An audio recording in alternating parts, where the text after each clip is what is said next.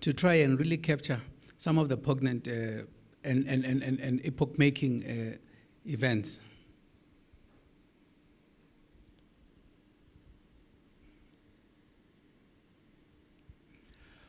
Welcome to Kelvin on Athol Church.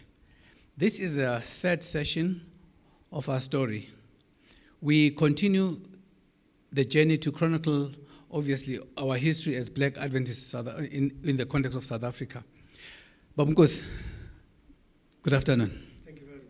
Good afternoon. Nkosi, to frame our discussion today, I was actually pondering on the words by one of South Africa's greatest sons when he writes in his book, I Write What I Like, Steve Biko. And he says, I quote, "The most potent weapon in the hands of the oppressor is the mind of the oppressed." And I close quote. And I just wanted to start maybe by telling a small story of this bear. This bear was taken into custody by one of these guys who ran a circus. And he took this bear while it was still young, and he put it on a cage, which is a 5x4 cage. And it grew up in this cage. And as it grew up, it became bigger and bigger and bigger. But all it could do, it would used to go 1, 2, 3, 4, and then 10. 1, 2, 3, 4, 5, and 10. So for the first 20 years of its life, it spent in this cave until such time that one very bunny hugger, so to speak, decided, no, let me buy this bear and actually just free it. He took the bear and he actually set it wild, to go wild. Guess what happened to the bear? The bear only moved 4 steps forward, 5 steps sideways. And that's all it could do. No matter what it tried to do, the bear did not change. It moved 4 steps and 5 steps sideways. Which then brings the point to our discussion today. What do we do, Nkosi, when the mental bars have become metal bars? In other words, the things which imprison us in the mind have become the actual prisons in our lives. My answer to that question is twofold. One, there could be a simple answer, but I think there's a complex and extensive answer. The simple answer is that socialization can create limits to one's possibilities in lives until it discovers an alternative discourse. But in the broader sphere where societies are captured by others, the imprisonment which goes into the mind takes longer to end when the bounds have been removed. And I think in the context of South Africa, this is the challenge we're facing now. And many have not caught up to what happened shortly before and after 1994. They are still in the 1950s, 1960s. Again, maybe they always say that if you don't learn from history, you're bound to make the same mistakes. Yes. And again, I wanted us to maybe trace our context in South Africa from the 1950s and see, for example, how some of our forefathers tried to escape this mental prison which was put upon them by the system. And I wanted us to maybe chronicle, for example, the major events where, for example, we saw some of our fathers pushing back on the encroachment into their liberties by the system, and that adopted also by the church, and the church practicing basically what the system was doing. Yeah, we may not go very far. The story is rich, sometimes it's gory. But let's start with 1953. Yes. In our church in South Africa, a normal session, business session, was held in Bloemfontein in 1953. I remember that, yes. All racial groups were represented. Of course, with the Indians, let me say Asians being in the minority, as they've always been, even in the national population. At a critical point during that business session, blacks were asked to move to the back of the hall and witness a drama that took place thereafter between whites. The purpose of the separation was so that white people could engage in a discussion alone in the absence of black interference, so they suspected. Two fundamental brothers in that session stood up and advocated very strongly that since the South African political dispensation had adopted from 1948 an apartheid model, so should the church adopt that model. The debate was very, very harsh and tough, but sadly, the Africans' argument won the day. Wow. And so Adventists, beyond socialization, legalized within themselves an apartheid system. You know, it's funny that you're actually recounting that story, because in my reading, for example, I was reading the book Origin and History of Adventist Church by Arthur Spalding. He talks about the discussions which happened in the General Conference sessions from 1877 right up to 1895 about the role of blacks within the context of Adventism and how they should be treated. Yeah. Which is exactly, almost mirrors exactly what happened in 1953. And funny enough, it took one man, Kilgore, J.E. Kilgore, to actually convince everyone else on the separate development, which then the church followed from 1890. Again, I see the same thing happening in South Africa in 1953. So we never learned from any history. It's unfortunate. You see, we're going to be a bit tough, I suspect, today, because we're dealing with issues that have caused pain, injury, and even death in the Adventist black community. The theory of evolution, for your information, was taught in the pulpits of England during the latter part of the 19th century. Yep. So the Christian church baptized evolutionary thinking, which meant that we could no longer argue the question of why do you discriminate against me, because this is an order that's set up by nature. Yeah. And so when whites came here and started industrializing South Africa on their own terms, they began to fiddle with what I would call African humanity and its values. And these things moved also into the church. There were struggles, by the way, between the English and the Afrikaner group inside the church. Yeah. But not much is written about that. But when the Boers took over power after the 1948 elections, they then decided to institutionalize racial discrimination as a formula: one, to distribute land; two, to control the spread of blacks, because it was clear that blacks were outnumbering whites here, and there was no way they could do what had been done in other countries, kill them and Yes. take them to concentration camps. So they had to create a theory to validate it elsewhere, validated by things done elsewhere, of the Bantustans and so on. Yes. Now, within the church, discrimination began to set in. Incidentally, at that time, the division office was in South Africa at Cape Town.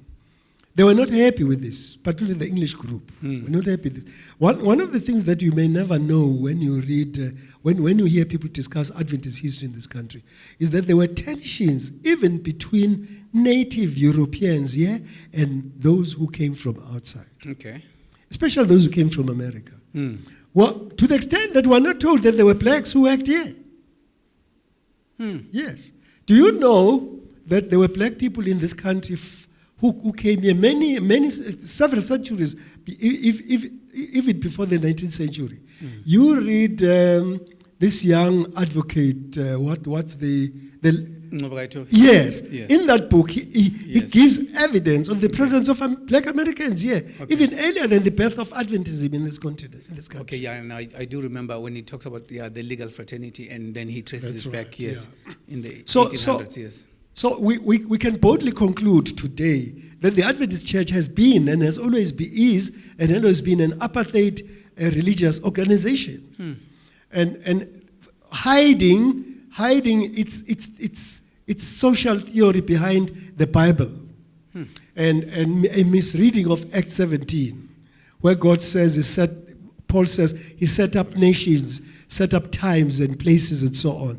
That verse was read outside of its divine plan into a social organization model for South Africa. So, what was the reaction from the black brethren when this happened at that session? As you know, Adventists take long to react to pain, collective pain. They first Our look at threshold it, is higher, very high. Yes, for and pain. then we talk about it, and we forget, and then we meet, we talk about it. Yes. Later, some say, no, we can no longer stand this. And in 1953, after the legislation of the Group Areas Act in 1955, the brethren in Soweto, leading men among the lay persons, held a meeting influenced by the presence of a man who had gone to the GC. Yes, I remember you mentioned that. B.T. Malawian- Scott, yes, B.T. Scott. Perhaps one day we may even show his picture here. I've got it at home. Okay. He was of Malawian origin. Yes. The Union Executive Committee made a decision that they would take him to the General Conference Okay. as the first black person here. For the session. For the session, yes. But there was a white man who was tasked to guard him, guard his movements, wherever he was. Guard him from what? From what they considered obnoxious influences from black Americans. Okay. He was being guarded against his own people. Yeah. But, you can't control human nature. Ultimately, he was able to sneak out because people are interested in seeing a black person from South Africa. No one had gone to South Africa, to the GC Before. among us, yes. And they got hold of him. They told him what they told him. And by the time he left, he was conceptually a changed person. His lifestyle might not have changed, but he had received new inspiration about who he was in the church and so on. He walks out from the airport and gets to Joburg, buys a ticket, but decides before the train arrives, let me move around the city. He was going back to Cape Going Town. back to the Cape, to the, yes, to the Cape division, yeah. yes. And he bumped against Pastor Chefu. He said, we heard that you had gone to the chiefs. Come, man, before you leave, we may even buy you a new ticket. Let's go to Soweto. And he took him immediate wisdom to Soweto. Called all the brethren, they were influential there, the Hlubis, the Lolwanes, the Pilanes, yes, Pilan was there, and others. Madis, yeah. yes. The Pendiles, the Yes. Mshangas, Yes. and he gave it to them in full.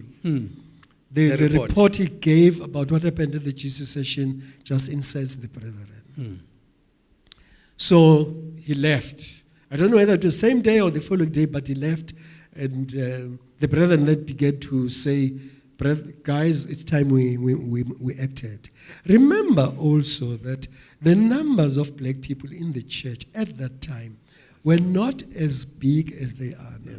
When I came to Joburg in the 70s, Mandla, the committee in the West Rand, what was accommodated in the Orlando West Yard. Yes. Yeah, and now you can imagine how many of us were there then. So go back 20 years. Years earlier, yes, it was even worse. It was even worse. So it was easy for people to fly very fast because the group was small. And then in Pretoria there was a man called Sipiti Tsigeli, was teaching in a school in Pretoria, was roped into this thing, even though he later developed his own document from his own perspectives. But he became part of what was then called the layman's movement. Oh yeah, that's the layman movement of 1953. It began in effect. Okay, let me just go back a little. Pastor Pacela had organized preachers. Yes. In the what was called the Rand Central District. Okay. It began from Springs up to Claxton. Yeah. It was quite a big district and controlled from Sophia Town. Of course, the membership was not as big as it is now, and so the brethren began to hear that something was generating within the West Rand. Yes. And they held several meetings until they developed a memorandum which was then sent to the General Conference. One of their major meetings was held in the in the Orlando East Hall, next to the new one. Oh, DOCC. The OCC, yes, the old okay. OCC, yes. Yes. One man whose surname I've forgotten now, who tended to differ on some issue with the general meeting, was ultimately thrown out of the meeting through a window. He was made to leave. They could open the door. They said, "You are fit to leave through the window." I've just forgotten who the man was. Yeah, but he was neither a pastor nor a popular person. And so incidentally, these things fell into the eyes of the security system in the country. Brethren started being suspected of doing something. Because, let me tell you something, Mandla. There are many policemen, even in the security system, in this country, who are Adventists. We know that, yes. So you can't hide things for too long, unless there are only two of you who know it. Yes. Yeah. And our church has been spied on ever since it came here, for a number of reasons. We may not go into them now, even before 1953. Remember also that people in the Dutch Reformed Church don't see a distinction between state and church. Yes. Yeah.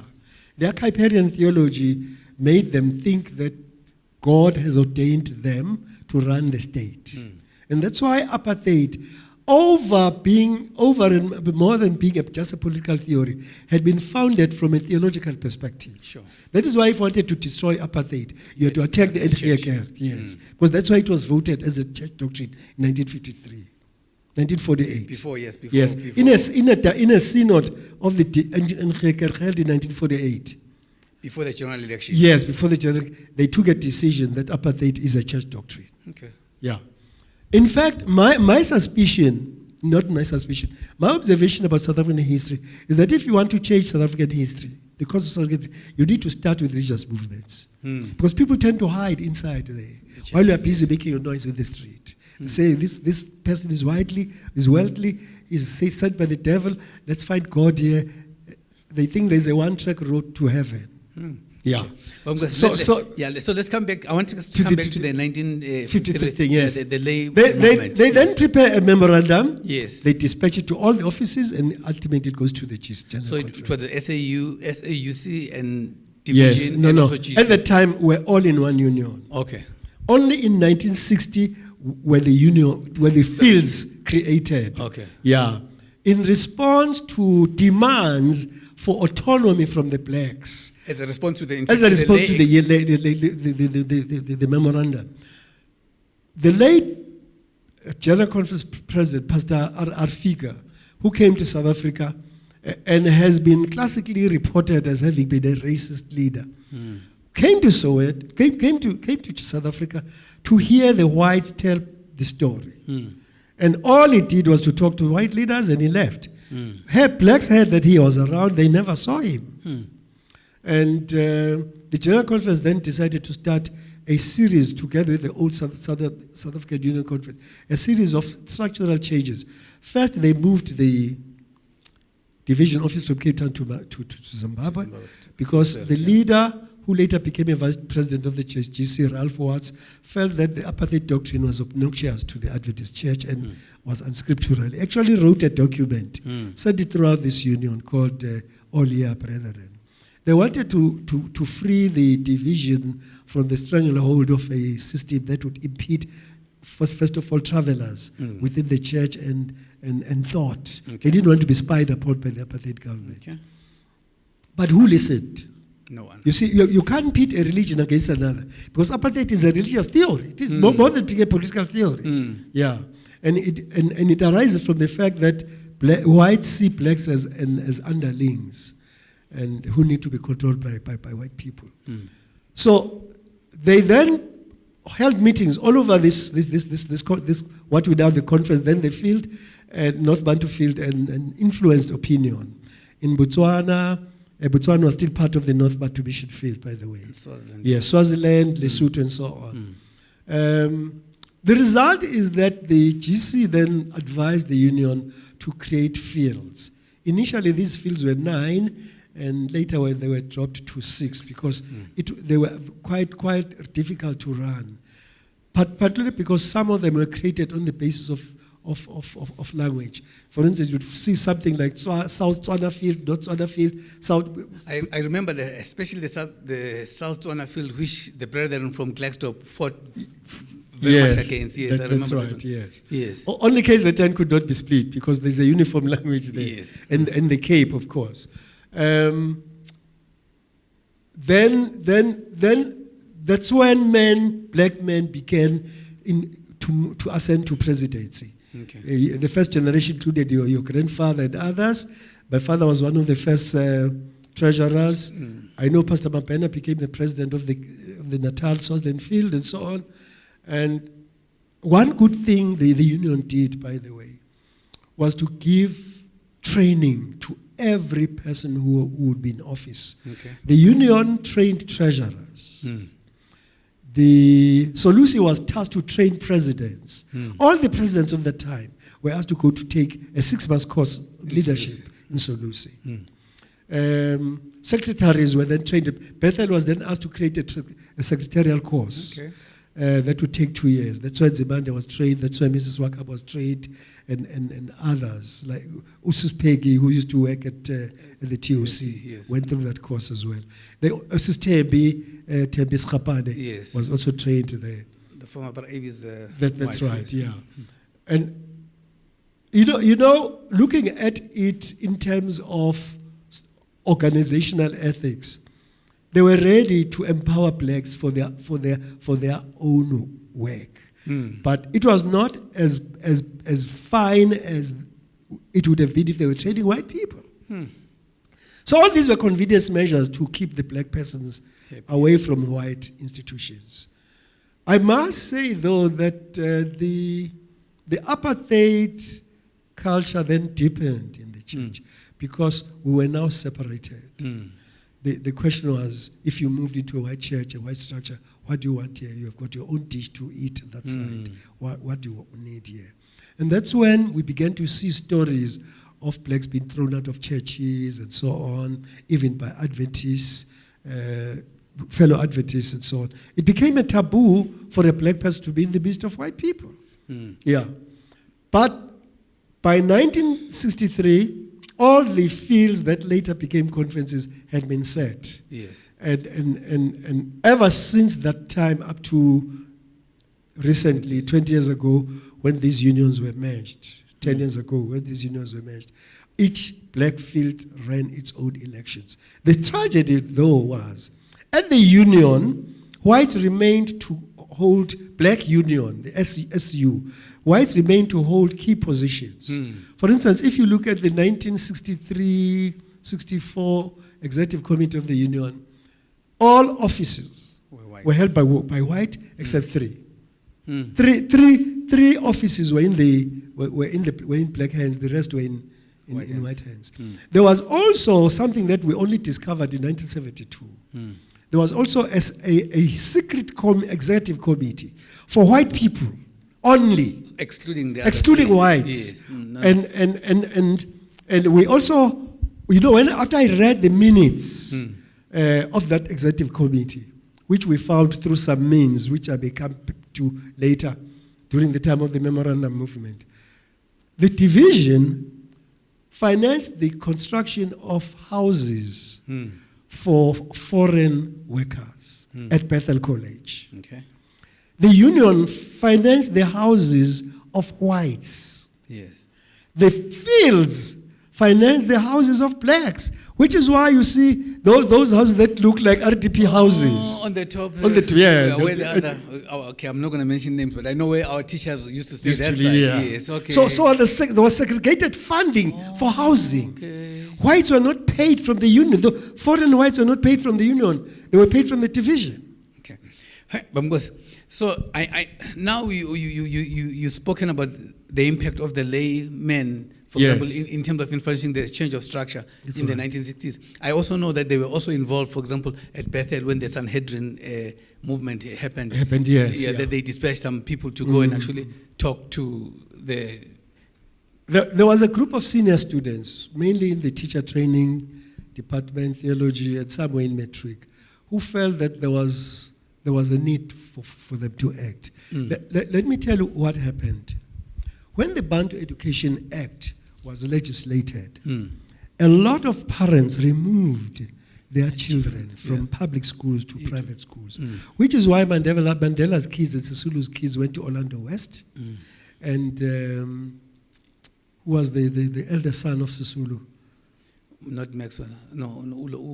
Who was editor of Yes, a newspaper. Zwelakhe, Went yes. to Bethel College. Yeah.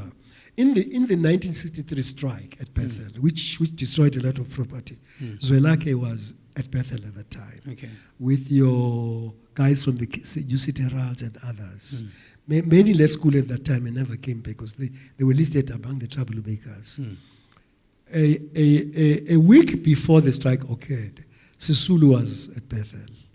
I think he had been touched by the boys, and he talked to the boys without the knowledge or permission of the preceptor. Preceptor stayed away from that meeting. All he saw was buildings burning a week later. Yeah. So why do we need to go into stories of this nature? We need to tell our kids that this church has not been different from society. Yeah. To claim that we are not in the world, we might be in the world and often, but not of the world, is not true in the South African social sphere. We are both in and of the world. Fine.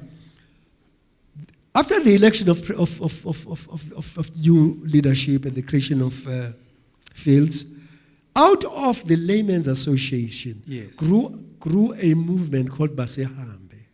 Okay. It focused on creating membership because, according to policy, you now have to generate membership to support the new office. Okay. Yes.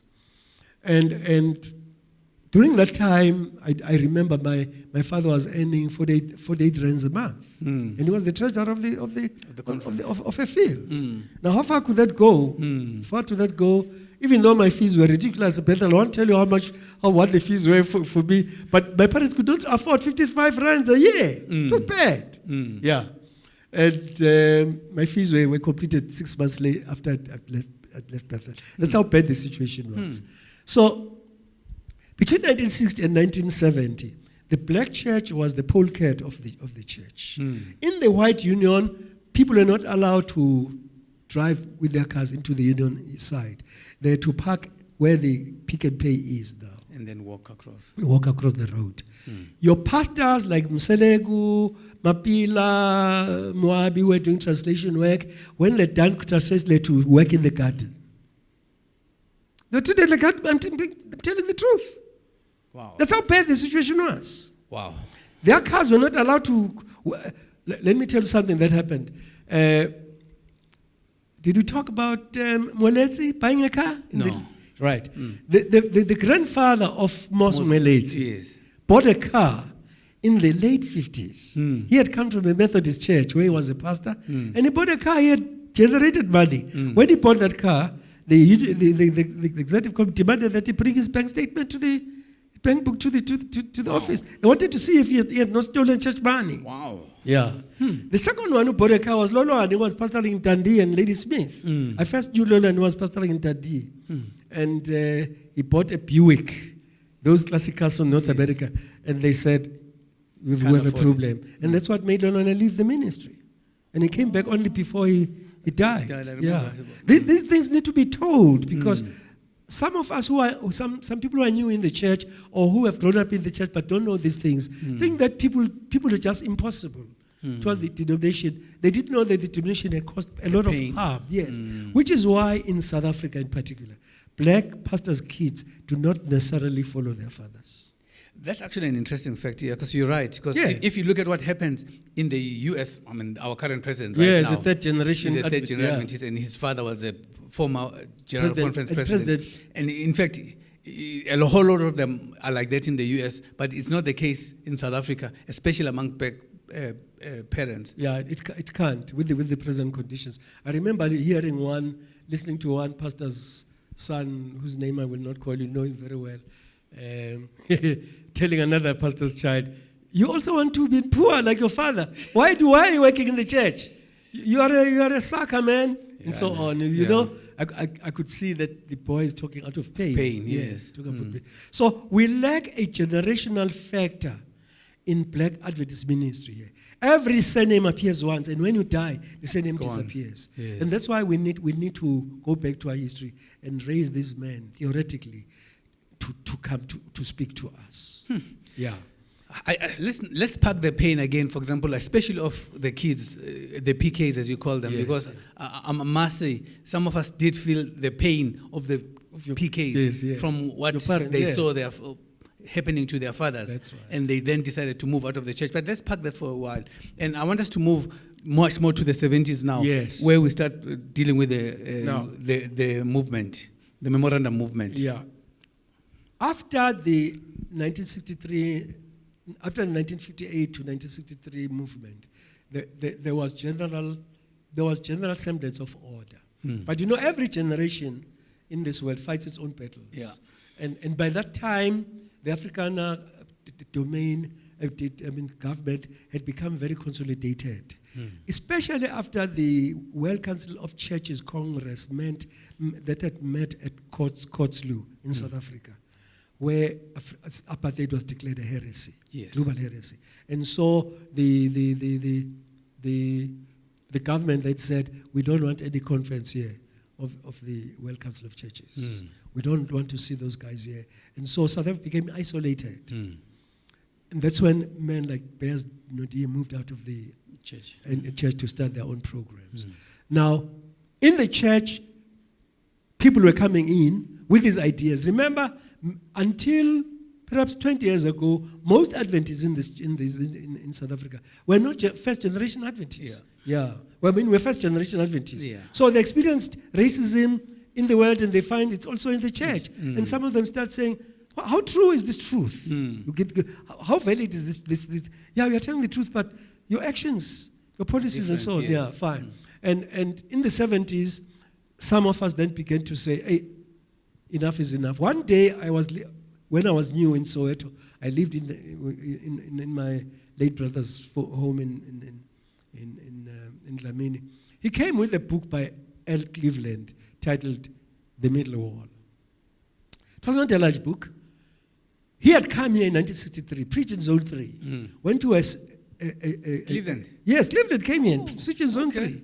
Yeah, talk to your elderly people from Zone 3. They know Cleveland by sight. They talk to him. And he then went to preach in some church in Pretoria. The English sat this side, the Afrikaners sat on the other side. And he then titled his book, The Middle Wall. Okay. He lists, in his opening chapter, he lists several acts of evil that are committed against black people. And of course, can I tell you something interesting about a book he wrote later, whose copy I had until it was stolen. I went to the Adventist bookshop in Preacher Street. The bookshop that was The old one, was was Terfontein, was originally in Clay Street. Okay. Yeah, in Preacher Street, next to the Catholic Church, Anglican Methodist Church. Okay. The building next to the Methodist, that section of the building had the Adventist bookshop, but on the third floor, I think. Okay. Yes. So I bought a book there by Cleveland, No Stranger Now. He's dealing with No Stranger Now concept from the book of Corinthians. Cleveland saying, Paul telling the Corinthians, you are no longer strangers because you have now become part of the household of faith. And Cleveland then expanded his theory around against racism in the church. I see this book and I buy it. I take it to the shelf. I mean, to the table of the mother of one of our former presidents, white presidents. I won't give the name; it might sound scandalous. And he says, "Where did you pick this book from?" "No, from your shelves here." And she walks out of her desk, collects all the book, put my book, and takes them back to says this book must not be sold in South Africa. Wow! I'm telling you, the copy I have, I got from the Brentleys at Bethel. Okay. Yes. So they took back that copy? They took back all the copies, including the copy I was wanted to buy. Okay. That's how bad the situation has been here. So we're not supposed to be poisoned, so they thought, by such literature. Okay. I don't know what they think, because the Bible is the most poisonous book in this world. Then the memorandum movement, this is what happened. I get invited to Zone 3, 1972, 72. April, by the late Abraham Schapane. Was living in Dlamini, and he comes home. He says, I want you to preach to our church on any subject of your interest on the second week of May, second Sabbath of May. And it was during the time when I was going through the Emma Howell's book for the second time, picking things that I felt needed to be exposed. And this book, no stranger now. I mean, the Middle Wall. My brother had got the book from Babu Zungu, the late Babu Zungu of Diepkloof. And within the night I went through the book, because he said, in the morning I'm taking it back. He didn't want me to take it away. Then I go to Zone 3 armed with a topic, the state of the Adventist Church in South Africa. And I didn't care whether it was sermonic or not. I just told them, I've come to vomit stuff that is killing me. In that sermon, I don't know how long it was, I saw men like Loloane, Babu Pendile, Bomad, and other, not Pendile was not there, Babu Mhlanga, shedding tears. I could tell that the account was pounding on them. You know, I wish I'd kept that sermon. It would be very fine material today to restart, perhaps develop it to a book. Okay. And that was the end of the story, I thought. 2 weeks later, there was a funeral in Medellin, Zone 4. I go to that funeral, and AB comes to me. The president talked to me about this sermon and so on. Then later, AB comes to my home, Abraham Schapane, and says to me, you know what, the president are concerned about your funeral, your sermon, and I think it's time for us to call a meeting. And then we called a meeting. 22 guys came to Orlando West in the following month. One Sunday evening, we met in the classroom next to the office in the Orlando West School. AB asked me to give a summary of the sermon, and a decision was made that there was action to be taken. Lolwane was there, Mapila was there. I don't know who else were in that meeting. I do know that Babu Time was in that meeting. I also noticed that some of those guys had already been politicized by the world, and they found, okay, here is space for us to express something against white people. In the meantime, there was turmoil in Teflop. We never knew that Abraham Kuputsetiro was an Adventist until A.B. Schapane said, no, that's my nephew. All right, fine, okay, and I can't remember exactly the date on which he invited him to the meeting. But what then happened was that Tiro came to the meeting, was introduced, and everybody hailed his presence. And people felt our struggle against white monopoly control in the union has been strengthened. What then happened was, after 2 meetings, all right, this is what happened. We then went to the youth department. We went to Pastor Masego, late Pastor Masego, because the district director. Yes. We said to him, we have these concerns as youth. And he said, oh, you're youth. Please go to the director of the conference. So we went to Silaleli. Silaleli said, look, please write a memorandum of your concerns. And he was very innocent with his recommendation. And he was, we think, within his legitimate duties, so that he could see what our concerns were.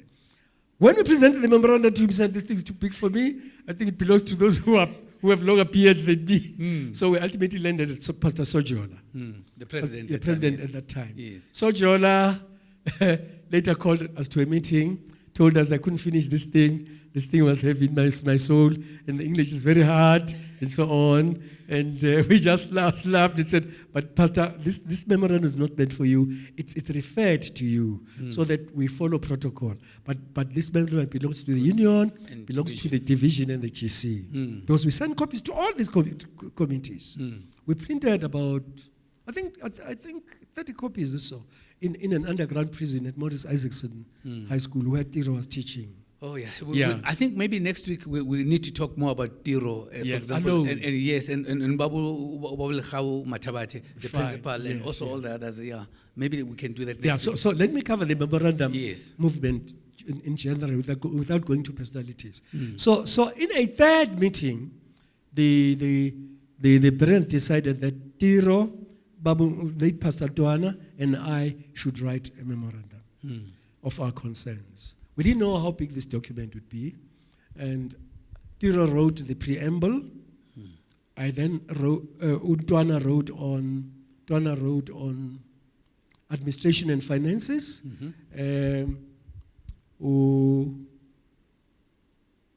I wrote on education, and Tiro later went into leadership. He wrote the preamble and the last part. Yes.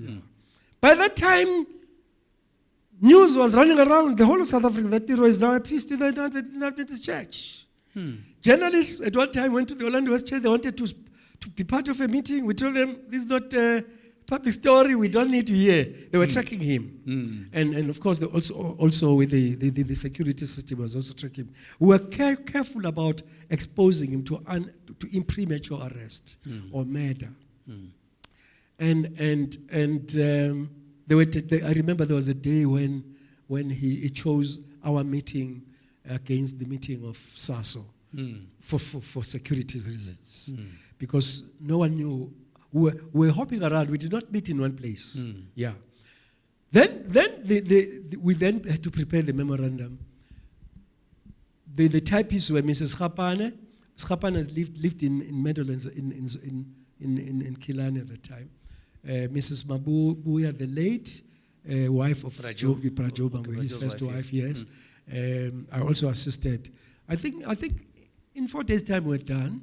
Then it was presented. Then we called a meeting of all the churches, whoever could come. People came from Africa, Israel, Potchefstroom, wherever they came. We filled that double classroom in Orlando West. And we read the memorandum to them. And people said, yeah, the issue is legitimate and so on. Unknown to us was the fact that we were being spied upon. Strange. I mean, you can't know everybody in the church, and there were people whose faces I've never seen ever since. I suspect some of them could have been police spying on us. Some even came when we were preparing to go to Tiro's funeral, for instance. Yeah. But then the memorandum was endorsed by the churches, and the comical part of it is that we became feared. Tiro and some of us became feared in the district by guys who were in love with women. And the people said, I remember one relative of mine said, I'm coming to this meeting to check if you guys are not proposing our girls because you guys have become so powerful. You're going to take our girls. That's the last thing we're thinking about. Yeah. So we became some type of reference point in the church. We went to Pretoria, we preached, then we went to Hammanskraal. There was a youth congress, run by Pastor Slali. Yes. What shocked us was the ignorance of some of our black pastors about Ellen White. For instance, the youth leader then told the conference, in some meeting, that there's even a book these young men are quoting from, which we don't think comes from the General Conference. There's a book called the Southern Work. We don't think this book was written by Ellen White. Well, a lot of people actually are uncomfortable with the book Southern Work. In fact, I remember when I spoke about the book amongst the Adventist men at Kelvin, a lot of people didn't even know about the copy. Wow. Obviously, you know why that's the case, because it's not one of the manuscripts which is actually highlighted by the church also. And remember also that Ellen White was persecuted even by Adventists for moving into evangelizing black people. In fact, okay, maybe sometime we need to talk about that, because you see, one of the critical things which we don't talk about is Ellen White's role in evangelizing black people, especially with his son William and their Morning Star ship, which was docked in Vicksburg in the Mississippi River, and how they did planting schools and all of those things against the opposition of the church, which he did a lot. And in fact, a lot of the works, therefore, of Southern Works were actually then captured by his son, James, to actually record all the work and all the sayings Ellen White was saying about how we should, as a church, be treating work amongst black people. Obviously, the church did not want to listen to that, and so they muzzled it. You know, I was in one church some years ago when an elder said, some of us don't believe that Ellen White had a white son. Did she adopt the surname White? She must have been Ellen Black. I said, well, it's you and your friends. My records refer to her. There was even a theory that there's black blood in her genealogy. Okay. Yeah. Okay. Because people say, why is she so? And when looking at her facial phrase, they say, you see that nose looks negroid and so on. All these people are trying to discredit the black cause. In fact, Nkosi, I want us to deal with the myth, for example, which a lot of people say that Ellen White is quiet on social issues. And I don't know how this has become the prevalent thought amongst Adventists. Yeah. And maybe, again, it's because the church has actually willfully suppressed works like the Southern work so that, people don't know that other side of her work. I don't know why. I suggest we set a separate session for that one. I'm going to propose you to read a thick book by the previous president of Oakwood, who is now president of the African Adventist University in Kenya, Dr. Delbert Baker, who has been a foremost advocate of Ellen White literature. What she writes about blacks. She has collected everything that Ellen White wrote about blacks and put it into a thick volume. I've got it in my computer at home. Yeah, I'll send you a copy. Let's finish the memorandum story. On the memorandum story, yes. We were then called to a meeting in the Union. I think it could have been the 10th of December 1972, where all these presidents were called, including persons who were not traditionally members of the executive committee, black guys. We all went there. We decided that Tiro and Sutolo would be our spokesman. Washington Store, yes. And of course, Tiro led in the talk and so on. Many were seeing Tiro, the whites particularly were seeing Tiro for the first time.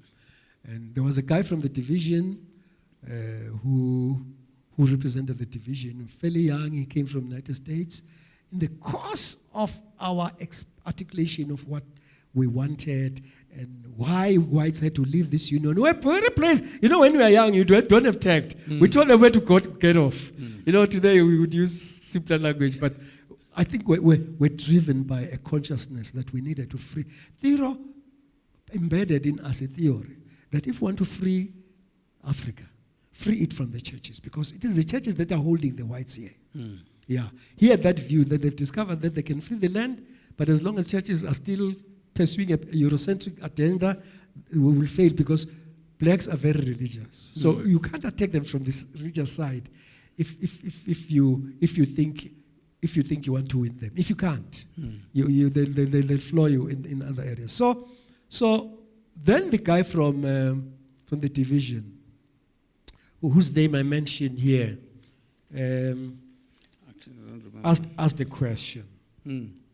If the brethren, black brethren, no longer need you here, why are you still here? Why can't you leave, brethren? It was, and that question, that concern of him, did not go down well with the white leadership. Okay, yes, I remember. And in months, 2 or 3 months, we heard that his name had been recommended for the Far Eastern Division. And he was moved. He was moved. Yeah, he was moved because he had become a traitor to the cause. From 1972 up to around 1976, no white person went to the churches in Soweto. We declared a blackout. We said, you don't want white preachers here. They have nothing to tell us. Until there was a calibration of the Pathfinder program. Pastor John Everett was the first white man to move into Soweto in the late 70s, after the 76 thing. Now, let me just finish the memorandum story. We then go to session early in 1973. I was not a delegate, but I had a lot of input into what the brethren were going to discuss. The division was there in full force because they had to protect the white leaders in the union from being massacred by blacks, theoretically. So they thought you were going to... Yeah. And Tiro became was made a delegate from the Dinokana. His pastor, whose name I will not mention, said, how did he become a delegate? I'm the pastor there. And what had happened was that the people in Dudukane said, because you're already there, we're not going to spend money feeding you or traveling you to transporting you to Joburg. Please be our delegate. So Tiro became a delegate of the Dudukane church. A special discussion was had around his being a delegate. It was tough. And the division came, and Pastor Sojola, unfortunately, another thing that happened was this. The black women who were working in the union were very much with us. Because they're being treated by whites there, white secretaries and white leadership. And so, I'm going to say this thing now because he's dead. He's not going to kick down, say you're exposing me. The late Pastor Mandla, who was in the literature department, goes to a toilet, a rubbish bin to throw stuff there. And he picks up a document and he says, what? This? Bernard must see this. And he goes to Soweto, looks for us, he gives us this document. Minutes of a white union executive committee. In all these structures, there was the general black and white executive committee and a separate one for whites. In those meetings, they were dispersing money to one another. We looked at those minutes and we attached them to the general conference, to our memorandum. The reply, I read notes from Dr. Alvin Makapela. On the margins of the memorandum we sent to the GC, this white guy, who was the secretary of the general conference at the time, or analyst of this thing, tells the general conference, he even writes it on the margin, that we suspect these brethren who wrote this memorandum did not write it themselves. A white man must have assisted them to write this memorandum. Wow. That's how despising so white. They didn't believe you were capable of actually of writing this. Yes. Yes. You get the point. And to this day, they don't know how we got the memorandum. They just said we stole it. How did we steal it? There were no computers then. There was no Wi-Fi or whatever. We could not steal it. That's how we got the memorandum. And I suspect Sis Peggy, old John, was part of the story of the securing of that document. Okay. Yes. Okay. Yeah, she was close to that document. She and Pastor Malachi knew how that document came to us. Yeah, because Malachi was totally against what was happening in the union. And we then held meetings, right? In that session, of course, all right, what then happened was this. A day before session, after we got these minutes of the white people and the president's report, which was leaked by somebody whose name I won't call, we then analyzed the report the previous day, and we wrote an answer to the president's report. So by the time the president's report was being read, people were reading the president's report a la memorandum group. In other words, we're now saying, here's the real president's report. And there was confused people when Sojola released his report at the appropriate time. People said, which one is this one? Because we already have the president's report. There was total chaos. The president, fortunately, was disillusioned by that act. And I don't think he recovered from that thing until session was over. Mel Mills, who was president of the division, at some time had to take over and be chair sessions there. A young man called John Stevenson, who was in the treasury of the union at that time, shed tears as we confronted whites with their evils. We told them, I've never prayed, I was crying, telling the session, I've never oppressed anybody. He said, your whiteness just oppresses us. This is a black union, what do you want here? The youth of those years had no respect for white oppressors in the church. We told things as they were. I'm not surprised that particularly the West Rand churches were infiltrated by security. Denny Mapila was one of the targets of these visitations. Yeah. Because I think the outcome of that session is what then led to the division of the South African Union and where we saw Pastor Mapena emerging as the president of the new... Later, yes. Yes. That's what... Yeah, finally, the division then said we need to appoint a black president. All those years, imagine from 1963 up to 1972, he's an understudy. Blacks must understudy for life when whites are just appointed from school. Yeah. And he also had faced his own fires because he had inherited a system that was totally wrong. Yes, yeah. It was an interesting time to live in. Interesting time to live in. What then hampered or dampened the work of the memorandum movement was news that Tiro had died in Botswana. Okay. But before we go into that, let me just tell you what happened. Tiro was then appointed because of his influence in the liberation struggle, was then appointed to be the president of a Southern African students movement. Yes. He was now going to run SADC. I'm teaching in the Orlando West School at that time. He gets there, he calls me, I'm forgetting the date, but early in 1973, after session, he says, look, I remember he had a dark a pair of trousers which he wanted to send to the dry cleaners before he left. He told me that he was leaving South Africa. First, because of that appointment. The appointment could not be fulfilled yet because the police were hunting for him, so he had to relocate to Botswana. Secondly, because friends of his or relatives of his who were in the police system in Botswana had told him that an agreement had been made between the South Africa and that government to isolate him to a very lonely place in the Northern Cape where he would be brainwashed and perhaps even asked to broadcast messages that to dissuade people from the liberation struggle.